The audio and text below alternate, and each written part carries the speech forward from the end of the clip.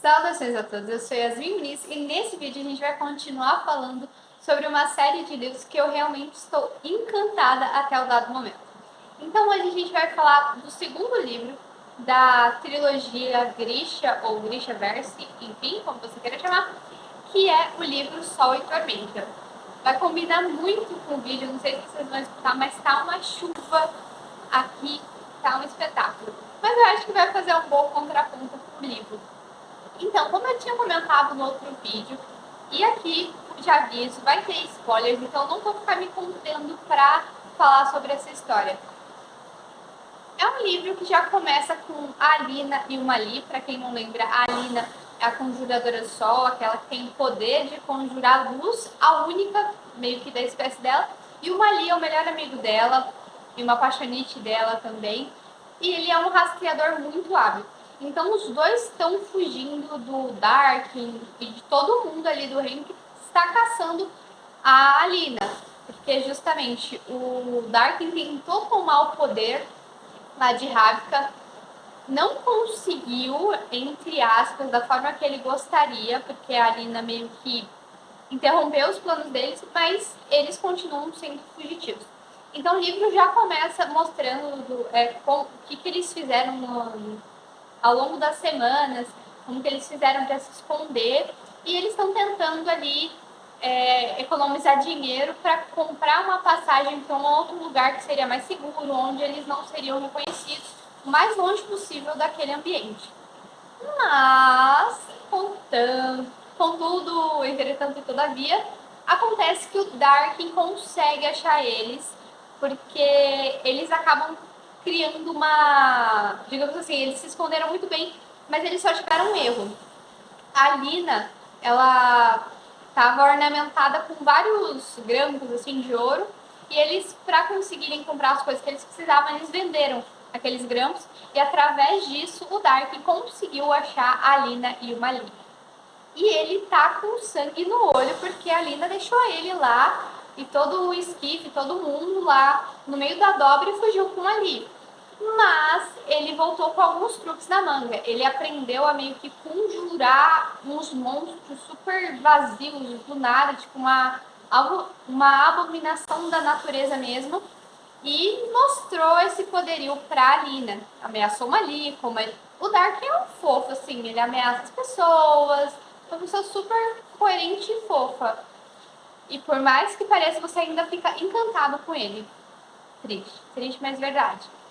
Enfim, então o Dark consegue achar eles. Pra quê? Ele quer achar todos os amplificadores, grudar na Alina pra conseguir fazer ela tipo uma arma super poderosa e ele conseguir controlar ela, pra controlar a dobra e toda a Ravka e todo mundo e aquele plano de vilão do mal. E o próximo amplificador é o Açoite do Mar. E, claro, para achar ele, além da Alina estar, digamos assim, em posse dele, ele deveria também achar uma Alina. Então foi 2 pelo preço de 1. Então eles vão para o mar, tudo vigiados e tudo mais. O Darkin ameaçando a Alina de matar o Mali, ameaçando o Mali de matar a Alina, e assim é o trunfo dele. Mas aí eu digo assim, a gente é apresentado um dos personagens que eu mais amei nessa série, que foi o Nikolai. O Nikolai, eu achei a querida Lê é a forma fofa como eu chamo a autora desse livro. A Lê, ela com certeza, com toda certeza, ela leu O Príncipe de Maquiavel. Certeza, não tenho a menor dúvida. Porque esse personagem é assim, o príncipe ideal de Maquiavel. E depois eu explico por quê. Ele é um personagem maravilhoso, mas a gente vai conversar ao longo da história. Para eles acharem o Açoite do Mar, meio que o Darkin alugou um navio baleeiro e esse navio, claro, tem um dono, que é um corsário, e tem a tripulação dele. Então ficavam ali naquele navio onde estavam caçando o Açoite do Mar. A tripulação do navio de fato, que é dona do navio, e claro, o Darkin que estava alugando os serviços deles. O que o querido Darkin não sabia é que o Nikolai, o corsário, Stormhold, ele tinha outros planos. E quais eram esses outros planos? Ele disse, não é que ele disse, no meio ali, quando eles encontram o açoite, há meio que um motim e os tripulantes do Corsário se voltam contra os do Dark. Então começa meio que uma batalha ali no mar. E a gente fica assim, como assim esse Corsário tá ousando desafiar o homem mais poderoso da Terra?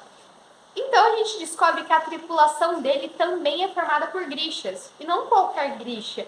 Grishas que eram extremamente letais, refugiados, muito fortes e que eram tão poderosos quanto os outros Grishas.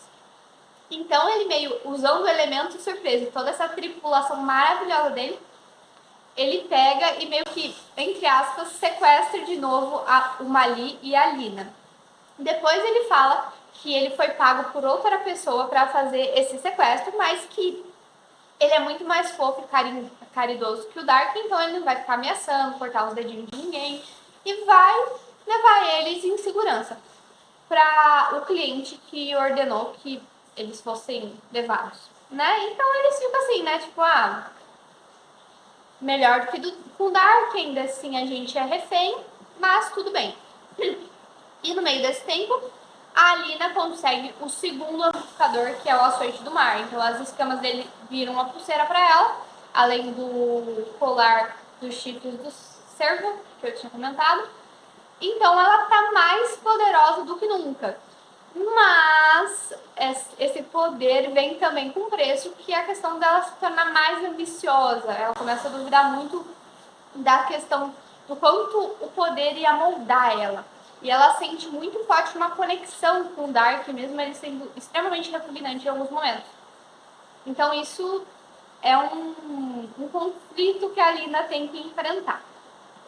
Então, o nosso querido Nikolai e a sua tripulação maravilhosa, eles vão rumo ao cliente que vai, digamos assim, receber o Mali e a Lina. Depois nós descobrimos que o Corsário, todo cheio dos recursos, todo sarcástico, interessante, intrigante, é na verdade o príncipe não herdeiro do trono de Ravka.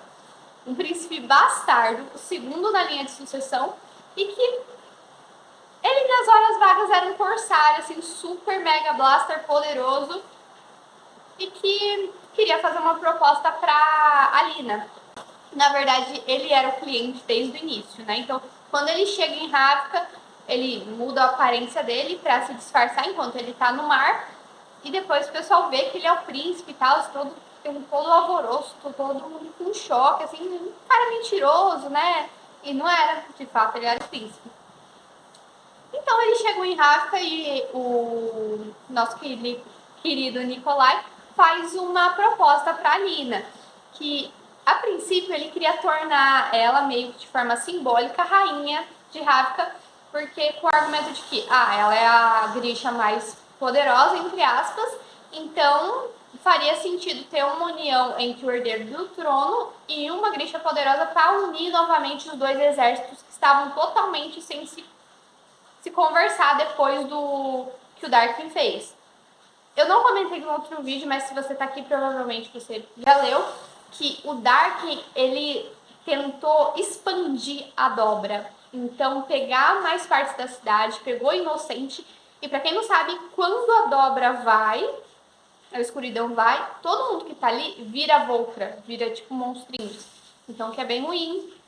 E ele fez isso no meio de um monte de diplomatas para meio que mostrar o poder dele. Então, bem abominável. E com isso, os Grishas foram meio que, digamos assim, criou-se um clima bem negativo entre os soldados do primeiro exército, o pessoal normal, e os Grisha. Então, precisava de alguma coisa para unir. Então, a ideia brilhante do Nikolai de tentar fazer a Lina a rainha dele. Mas a Lina tinha outros planos e não gostou da ideia. Mas ela fez uma contraproposta que era ela queria assumir o segundo exército. Então ela queria liderar o exército dos Grishas. Embora ele tivesse seus receios quanto a isso, ele acabou por bem aceitando, porque ele sabia o quão simbólico era a conjuradora do sol do lado dele. Então eles voltam para Ravka, tem toda uma questão de a questão diplomática, de como que eles vão lidar com o Darkin, porque embora ele seja vamos colocar de forma simbólica, um vilão, um cara mau e tal, ele é um cara muito poderoso, que atrai muitas pessoas para ele.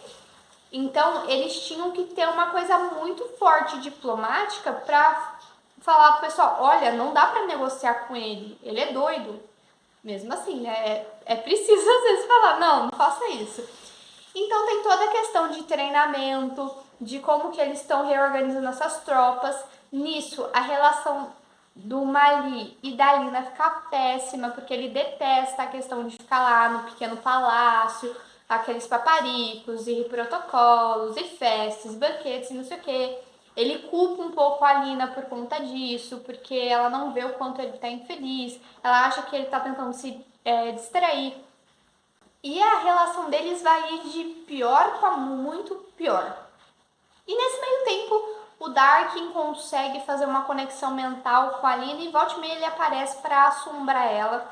Ela fica muito perturbada, não tem coragem de contar isso para ninguém e fica nisso. Parece que tá tudo dando certo no plano do Nikolai e da Alina, deles conseguirem organizar as tropas, se protegerem do exército lá de esquisitões do Darkin. Tá tudo caminhando quase bem, tirando a parte emocional da Alina. Mas então surge o irmão mais velho, o herdeiro do trono de Ravka, do Nikolai. Esqueci o nome dele porque eu fiquei com ranço, então não guardei. Ele pega e faz uma aliança com os Figerdanos, que é um povo rival. E ele, no acordo, ele fala assim, a gente abre as nossas fronteiras e tal, uma parte importante. E ele fala isso no banquete de aniversário do Nikolai. Quando o Nikolai escuta isso, ele fica possesso, porque ele sabe que as defesas da cidade caíram. Caíram, porque por ali eles conseguiriam entrar facilmente, sem serem percebidos. E todas as questões de alarme, de vigilância, talvez já nem existissem mais. E nesse momento o palácio é atacado pelo Darkin, toda a tropa dele. É um verdadeiro massacre, mata geral. Só não vai matar alguns personagens, mas assim, é um cenário bem desolador. Tava tudo correndo bem, aí bimba, lá vem o Darkin. Então ele chega e tá tudo perdido. A Lina descobre que dois dos mais chegados dela, que é a Tamar e o Tolia, que eram da tripulação do Nikolai, eles na verdade também participam de um culto à Santa Alita, que na verdade a Lina, no meio desse processo, ela acabou as pessoas vendo nela uma grande esperança e acabou criando-se um culto para ela, né? E isso já existia, mas fortaleceu mais. E eles faziam parte desse culto. E eles meio que não conspiravam, mas eles auxiliavam um antigo sacerdote que também era amigo do Dark. Agora ele não é mais. Mas assim, a confiança ali já ficou fragilizada. E por conta desses dois, eles terem o acesso lá a túneis subterrâneos, onde ficava esse sacerdote, eles quase conseguem escapar, mas o Darkin acaba alcançando eles. Então ele faz muitas ameaças a Lina. E para finalizar com chave de ouro, a melhor amiga dela, que é a Gênia, eu não comentei no primeiro livro, desculpem, mas a Gênia é bem importante. Ela é digamos assim, a mulher mais bonita do reino. Ele deformou ela com os monstrinhos dela. Ela tá uma pessoa irreconhecível. Ela, assim, é só pra mostrar o quanto ele podia ferir aonde que doía nas pessoas. Então a Alina, nesse momento eu achei que tava tudo perdido, que a Alina falou assim, tá bom, vou me associar a você, vou participar do seu partido. Então a Alina, que ia sair com ele, aí tem um momento muito forte que ela fala assim, tá tudo resolvido, agora o meu poder é seu. Aí eu falei assim, não, já era. Aí depois ela fala, e o seu poder é meu. E ela consegue fazer a conexão com o Darkin e começar a criar um monte de criaturas do nada lá, daquelas abominações.